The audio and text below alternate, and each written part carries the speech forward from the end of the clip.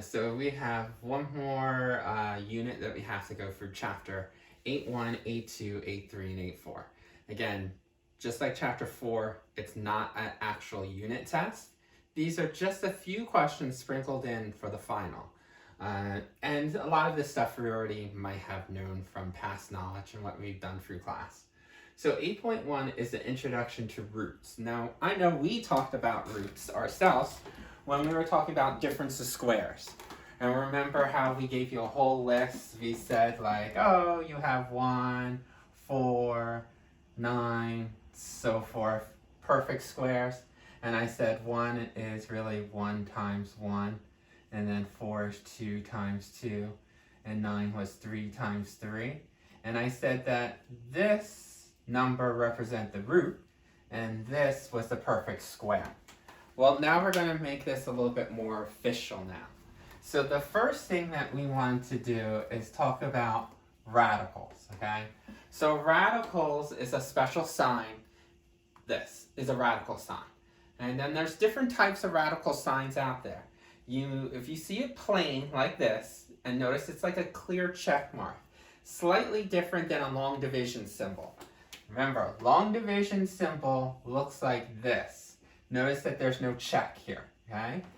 Radicals have that little check mark, okay? In the check mark, we have what we call an index number, okay? If you do not see one, it's understood to be a 2. If you see one, you'll see that 3 represents cubed, 4 would represent 4th root, and so forth. If you see a 5 or a 6, it will represent 5th root and 6th root. So square root just means that we're dealing with perfect squares. Cube root, of course, perfect cubes. And then the 4th root would be something that if you can multiply 4 times would be here. So we have what's underneath the radical sign. It's called the radicand. Okay? That's the guy that we're usually trying to find the square root or the cube root of. So let's give you some examples. Just remember, this is a radical sign. A lot of times I'll point to the number that is right in the check mark. That'll be our index number. Index number tells you what type of root you're doing. Okay, so there's different types of roots. We told you if you don't see a number, understood 2 for squared, 3 for cubed, and then so forth. And then what's underneath the radicand sign, if you hear radicand, that's the stuff that's inside that house. So we've been working with perfect squares. So let's pick that up by just doing the square root of 9.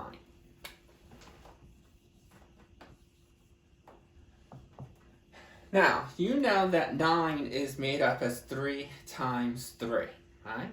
So the square root of 9 is 3. Because we know that 3 times 3 will give us 9.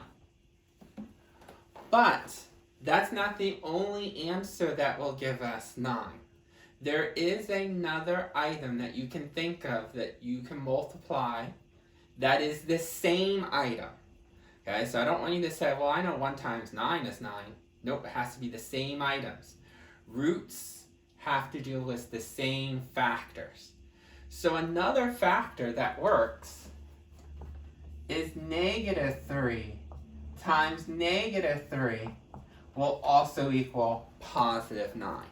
So when we were doing the perfect squares and we were doing difference of squares, we only thought of positive numbers. Well, now you might have to think of negative numbers. Okay? A lot of times you'll start seeing this.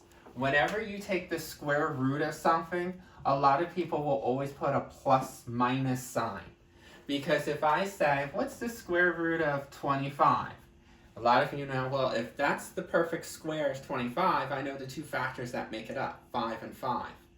Now, when you find the square root, you don't write down the 2 factors, you just write down the type, 5. And that could be a positive 5, because 2 positive 5s, 5 times 5 is 25. Or 2 negative 5s can also get you a positive 25. Now, there's a small little trick. You can never take the square root of a negative number. If you try to do the square root of -49, okay, there's not two numbers that are the same that gives you a negative 49. 7 times 7 gives you a positive 49. 7 times negative 7 gives you negative 49, but notice they're not the same numbers. And then negative 7 times negative 7 is positive 49, not negative 49. So what you're going to learn is that when you have a square root,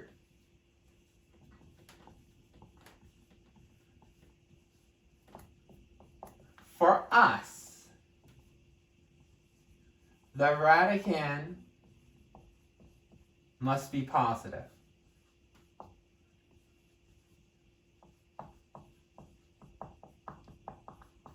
Okay. Now when you get into higher maths, you could do the square root of negative 49. That is where we get into another type of math where we deal with imaginary numbers. So then we would say, oh, well, I know I can do 49. If this negative wasn't there, I know 49 is 7. And then once they said, well, how do you do a square root of a negative? And then since we say in our math, the square root of negative 1 is not possible, but in other math, they'll say it is possible. We call it I, an imaginary. Luckily, we don't have to worry about this. So our rule is that our radicand has to be positive if it's a square root. Now, if it's a cube root, that's different. Cube root goes out the door. For example, to make this cube root and not square root, notice I'm going to put a little 3 here. That tells me I'm trying to think of what item that can I multiply 3 times that are exactly the same to get me negative 8. And then hopefully you know that 2 times 2 times 2 gives you 8. But to get a negative 8, make these all negatives. Negative 2 times negative 2 gives you a positive 4. But positive 4 times negative 2 will give you a negative 8. So you can do the cube root of negative numbers. You're just not able to do it for square roots. Or anything that's a root that's positive. So the 4th root has to be positive in here. Can't be negative. Okay? Now, the other trick with this guy is that we know perfect squares and perfect cubes as whole numbers, but we can do this for fractions. You can do the square root of, let's say, 1/4. And you're going like, a quarter? That wasn't on that perfect square list. It was 1, 4, 9. There's no fractions. Well, how do you handle something that's a fraction? What you can do when it's a fraction is separate this into 2 problems. You can square root the top, and then you can square root the bottom. You're allowed to do this. Break it up as 2 small problems when you have one thing as the radicand.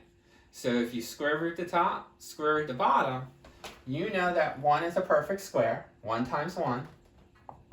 And we know that 4 is a perfect square, 2 times 2. So we can eliminate this and then just say the square root of 1/4 is 1/2. So we can do the square roots. Because if you didn't know that, what's 1/2 squared? 1/2 times 1/2, which is 1/4. And remember, we always told you when you do the square root, even though you have 2 of the same factors, you only write it down once. Okay?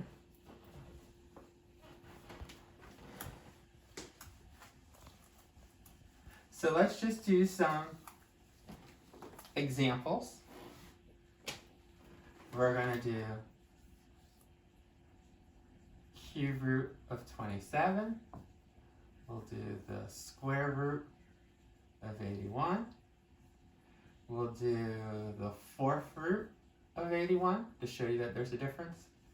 I'm not going to put a 2 there because it's understood to be a 2 there. And let's do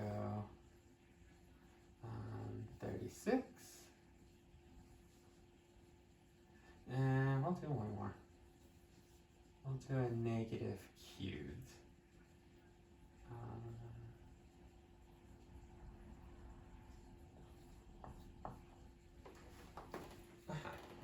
So again, these are all perfect cubes or perfect squares.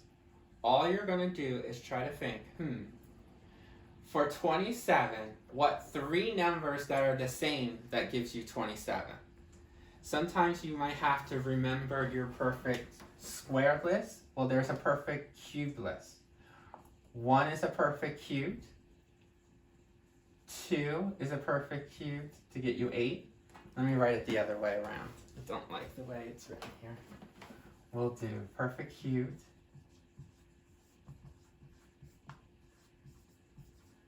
And then on this side, we'll do the roots.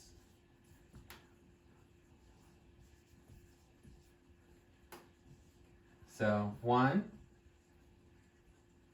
will be 1. And then 8, that'd be 2. Then 27 would be 3. 64 would be 4. 125 would be 5. Basically, think about it. 1 times 1 times 1 will give you the perfect cube. 2 times 2 times 2 will give you 8. 3 times 3 times 3 gives you 27. 4 times 4 times 4 is 64, and then so forth. So that we know that 27 is a perfect cube, our answer for the root would be 3. Because remember, this is basically having 3 as the exponent. When you have an exponent, when I ask you for the root, I don't care about the exponent. I'm just looking for the base. So this is looking for, I know that 27 is 3 cubed, but I want the root or the base, which is just 3. 81, hopefully you know, is 9 squared, but I want the root, the base, not the exponent. For 81, to the 4th root, that'd be 3 times 3 times 3. Now, 36 is 6. Negative 64, 4, 4, 4 gives us 64. But to get a negative, you need negative 4, negative 4, negative 4. Now, let's go back and see if these are good answers or if there's any other answers. Remember, when you get a 3, we said that maybe with square roots we can get negatives as well. Remember, 9 times 9 is 81, but what else? Negative 9 times negative 9. So anytime that we're doing the square root, remember, there's 2 answers. There's one that's a positive and one that's a negative. To the 4th root, if I made that negative 3, negative 3, negative 3, negative 3, well, think about that. Negative 3 and negative 3 is a positive 9. Positive 9 times negative 3 is negative 27. Negative 27 times the negative 3 is positive 81. So anything that's to the even root, square roots, to the 4th root, to the 6th root, make sure that you could have written as 2 answers, one as a plus and one as a minus. Square root, one as a plus, one as a minus. But let's think about it as cube root. If I did that for cube root, negative 3 times negative 3 times negative 3, wait, that's a negative 27. That doesn't give me a positive 27. So you got to be careful. Anytime that we do the square root or to the 4th root, make sure that you know that there's 2 answers. One is a plus, one is a negative, one is a plus, one is a negative. But when you do cube roots, there's only going to be one type of answer. So for us, since this is positive, it's going to be positive 3. And since this is negative 64, our root is negative 4.